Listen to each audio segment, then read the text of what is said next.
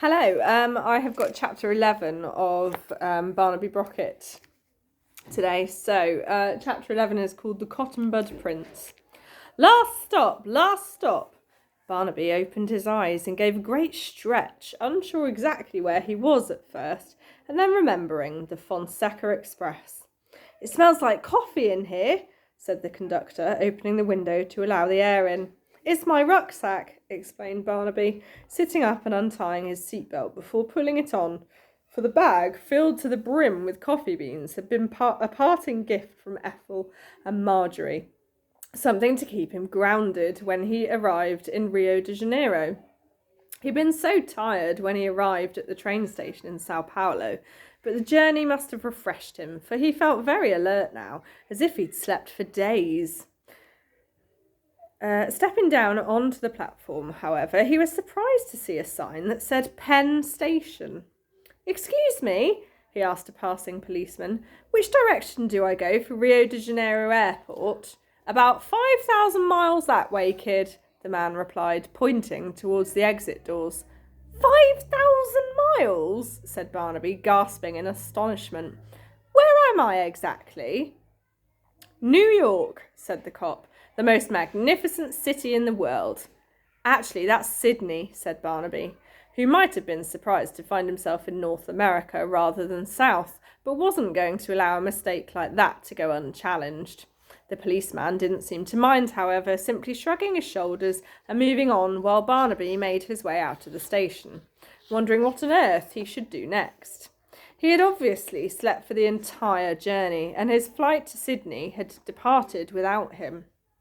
Barnaby was now alone on the streets of a huge city and simply wandered around for an hour, down one avenue, across a side street, up another, through a plaza, and out into the busy shopping area, a little taken aback by the height of the buildings and the crowds that were making their way along the pavements. After a while, he saw a queue forming to get into one of the skyscrapers and looked at the marble sign pinned to the wall, the Chrysler Building. Just then, a man pushed into him from behind, pulled the rucksack off his back and ran off down the street with it. "Hey!" Barnaby shouted. "Stop, thief!" But there was nothing he could do. Before he could even think of giving chase, his feet were lifting off the ground and he was rising up into the air. And as he approached the top of the building, his head banged sharply against a hard metal object. And everything went black around him as the city twisted like a kaleidoscope beneath his feet. "Ow!" said Barnaby Brocket. "Hey, kid, you all right?" Barnaby opened his eyes and looked up. He was hovering underneath a wire cage that was hanging off the side of the building, just where the upright walls gave way to the terraced crown. Through the gaps in the grilled floor, he could see a pair of sturdy black boots. "Say something, kid, are you hurt?" "Oh," groaned Barnaby, looking up into the cage itself, where a young man in a pair of blue denim overalls was standing surrounded by buckets and cloths. "What happened to me?"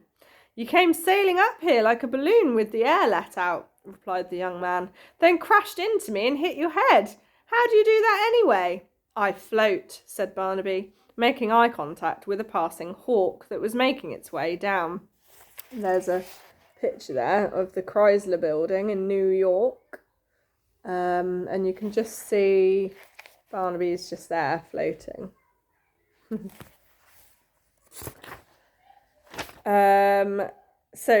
Making eye contact with a passing hawk that was making its way down towards the Hudson. He couldn't help but envy its ability to soar and land at will. "No kidding!" Barnaby tried to shrug, but his shoulders were pressed against the lattice floor, which made moving a little difficult. "Will you help me inside your cage?" he asked.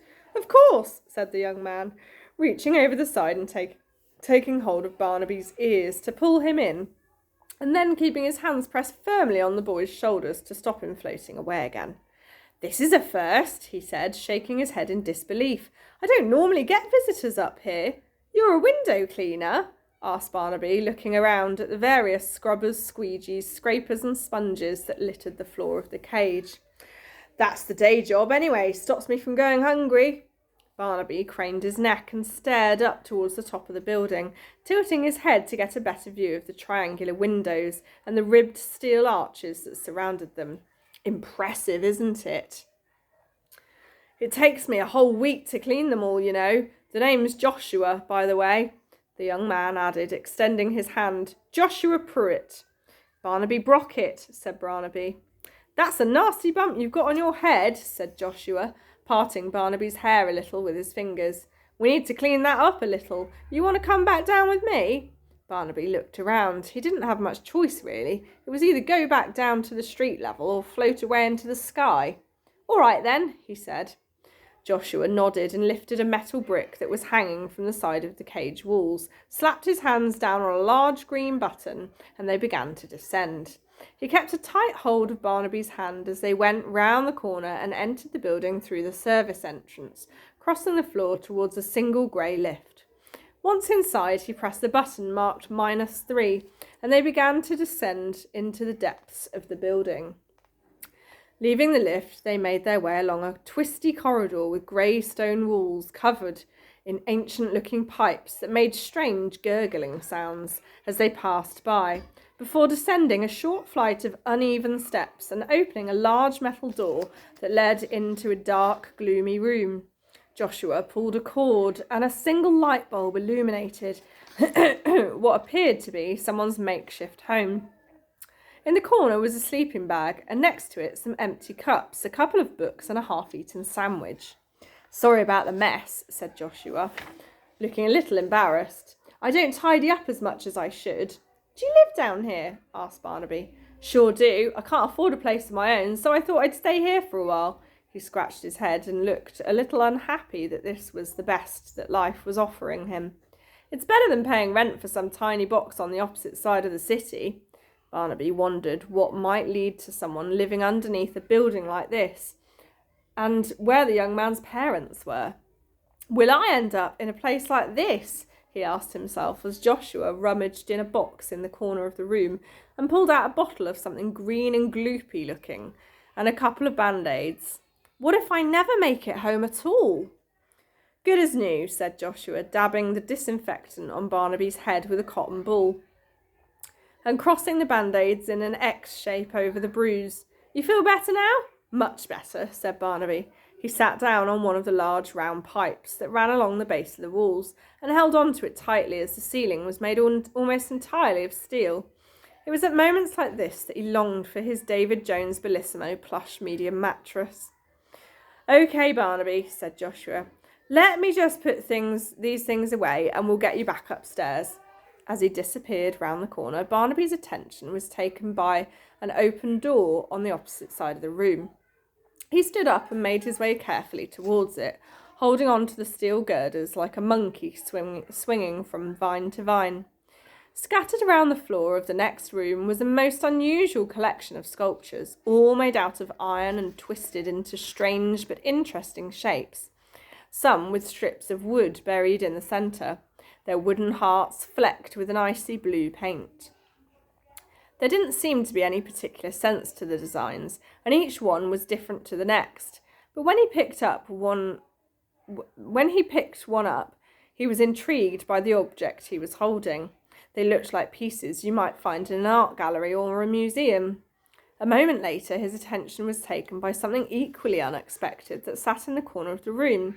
A simple cardboard box filled to the brim with cotton buds, the type you soften in water to clean your ears. There must have been thousands of them in there, tens of thousands.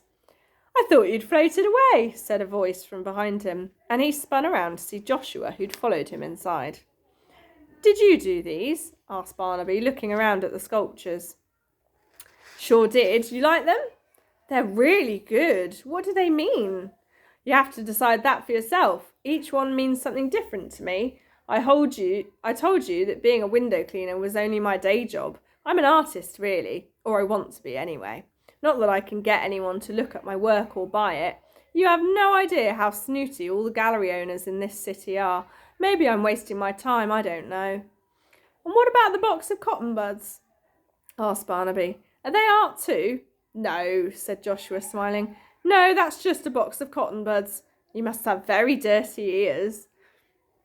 They're not for me, he replied, picking one up and staring at it.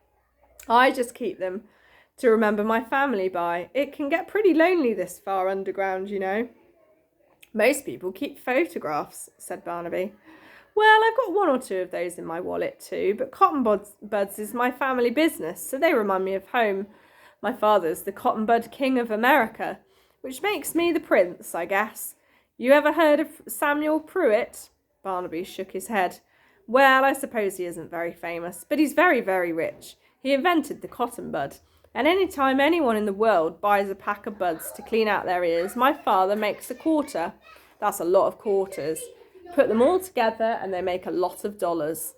So why do you live down here? Asked Barnaby. You must be able to afford to live in a palace.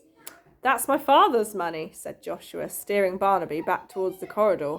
It's not mine. The only money I have is whatever I make out of washing those windows. It's enough, though. Keeps me from starving while I'm working on my art.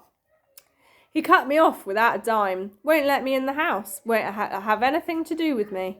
But why not? Asked Barnaby as they went back in the lift. Hasn't he seen how good your sculptures are?